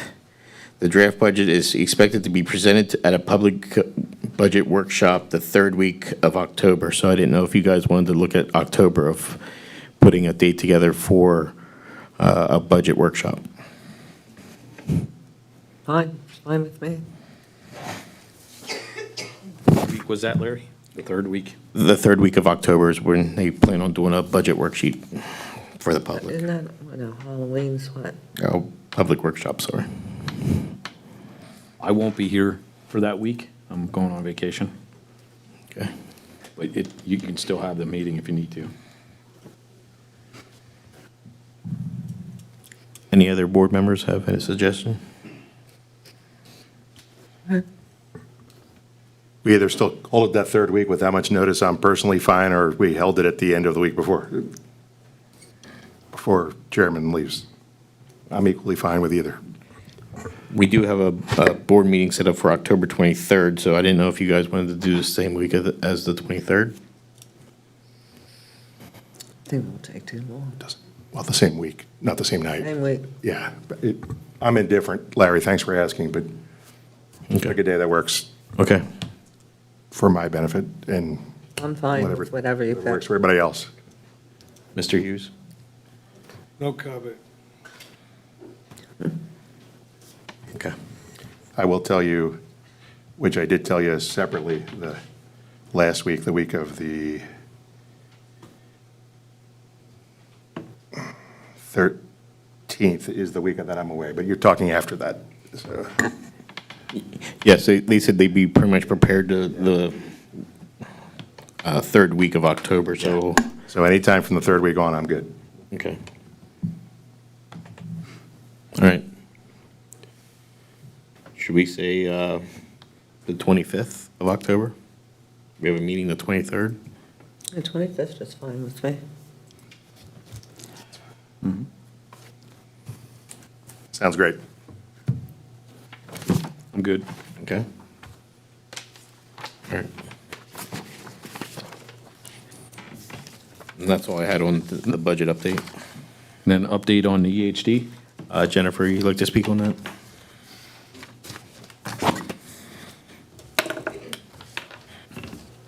Hi, just wanted to give a quick, very brief update. So before, we had some preliminary numbers provided. I have received some solid numbers, so I will be able to really project out the costs that this will be for us. It looks like we are projecting to go with Capital Blue Cross, United Concordia, and Davis for our primary health insurance, and I'm still waiting for more information for property liability and workers' comp. Those are always projected to be later because they are the most coverage because of having a police department and all the property that we have to insure. So just wanted to give you an update. We are moving forward with that. Okay, Thank you. thank you. All right, moving on to Supervisor's report. Supervisor Hughes. I just have a few things to say. I'm going to limit it since we've had such an interesting evening. As you can see, the focus of our solicitor is a unhealthy affection for me. And all the things that have been said tonight, I'm sure will be addressed in the future, sooner than later. But in this inward focus, not only among the solicitor, but also township supervisors, we're not doing our work that we're supposed to do. And it shows in the lack of financial information that comes out of this township, which is a primary responsibility that we have to you, the public. The office, the internal operations of this township, with the exceptions of a few departments, for example, like the police department, they're running fine on all 6 cylinders, 9 cylinders, however you want to run. But in other areas, we're in distress. It's my opinion that the morale of this township suffers greatly. As you can see with for example, the Reading Country Club, financial information is almost non-existent, except for the few things that I provide with RHM. So that's a very big concern of mine, and I recommended early last year that we look for a permanent township manager, but the board decided it was more prudent to hire someone who said they would be here for just a year and then only lasted 5 months. We would be in a much better position right now if we had looked for that permanent manager, and we didn't do that. Also, I want to address the minutes. There's this a couple comments that Mr. Vollmer made about the minutes and putting words in my mouth or thoughts out of my head. But there are serious issues with the minutes. Sometimes they're written as traditional minutes are written. Other times they're transcripts. But if you go back and look at our minutes, almost invariably you will find periods of time where they're used to attack people. And that's not what the minutes should be used for. So I'm not opposed to a transcript. In fact, it's probably the best way to do it, because the minutes, at least in this board of supervisors, has been used against people, and in some cases, I believe, in my opinion, they've been stretched a little bit. For example, we had an executive session on June 6th.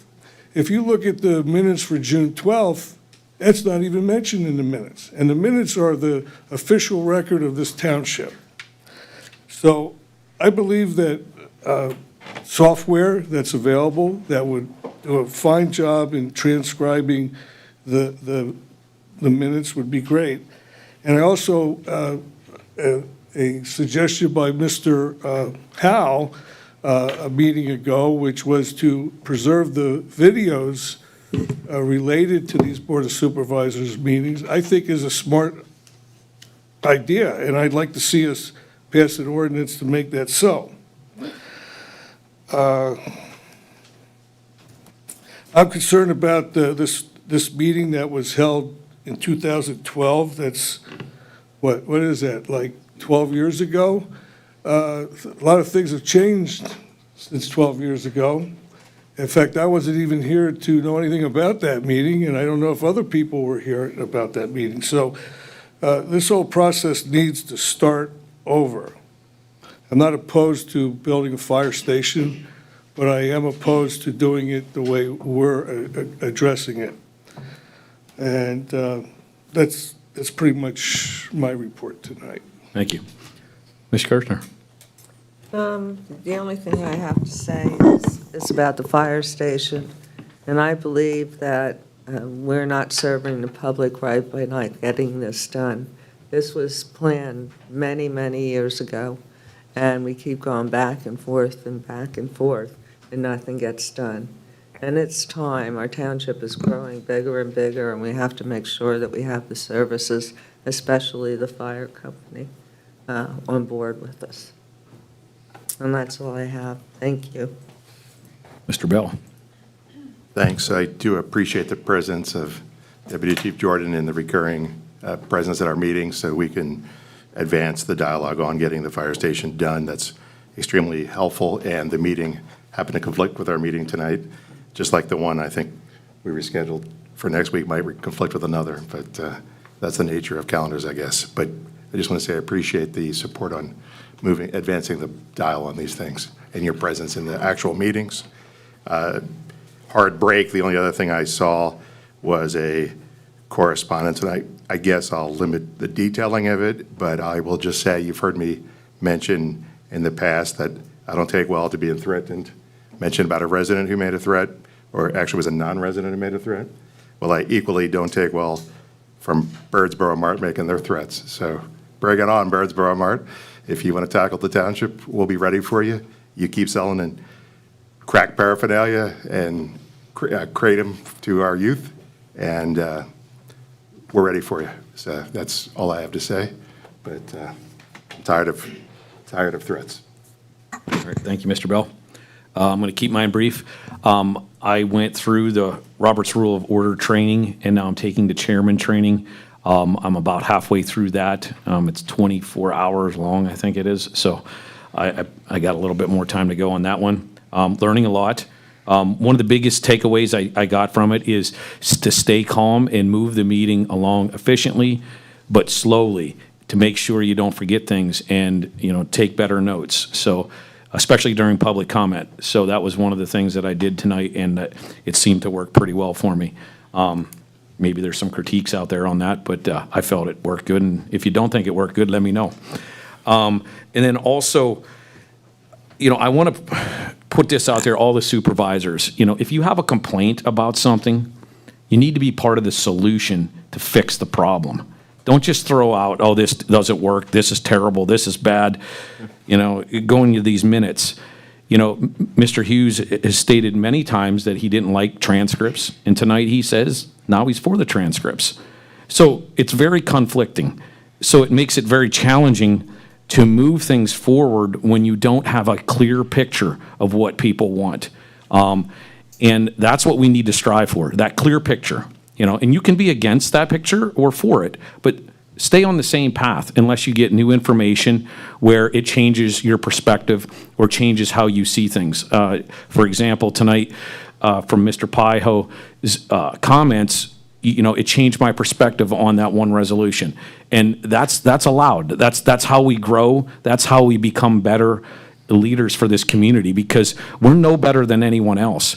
So we really have to try hard and listen and figure out how to move this community forward by listening to the community. Even if we disagree, there's still great information that comes out of that. And we saw that last week with the library proposal. I learned a great deal. And I think a lot of other people on the other side of my thoughts learned a great deal too about me and my perspective. But I highly respect everyone for coming to the meetings and speaking up, because it really adds a lot of value to me in learning how to lead this community while I'm in this position. So that's all I have to say, and then we'll move on to now public comment for the non-agenda items. Tony Rinaldo. Just wanted to give you guys an update on the dangerous dog situation. It's been 1 year now, last week. Both of the dangerous dogs are now gone. We got that confirmed. The case is still moving forward. That's still in progress. But the gentleman is being charged with quite a few counts. He does have 2 new dogs, so we're keeping an eye on that, but the dangerous dogs are out of here. So they're out of our township completely. So just wanted to give you all an update on that. And thanks for everything with everything that went on. Appreciate it. Thanks, Tony. Yep. Mr. Howell.